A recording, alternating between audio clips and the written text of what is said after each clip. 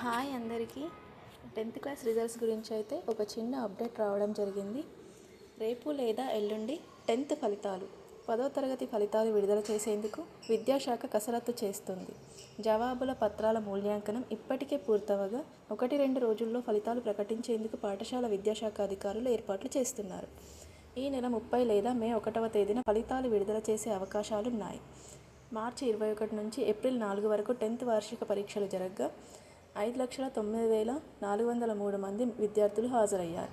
ఈసారి మార్కుల మెమోలో కొత్త మార్పులు చోటు చేసుకుంటున్నాయి. ఇంతవరకు మొత్తం మార్కుల ఆధారంగా గ్రేడ్ పాయింట్ యావరేజ్ ఇస్తుండగా ఇప్పుడు సబ్జెక్టుల వారీగా మార్కులు గ్రేడ్లు ఇవ్వనున్నారు. ఇలాంటి మరిన్ని అప్డేట్స్ కోసం అయితే మా ఛానల్ని సబ్స్క్రైబ్ చేసి ఈ వీడియోని లైక్ చేసి మీ ఫ్రెండ్స్కి అయితే షేర్ చేయండి. సో దట్ వాళ్ళకు కూడా ఇన్ఫర్మేషన్ అయితే షేర్ అవుతుంది. Thank you all.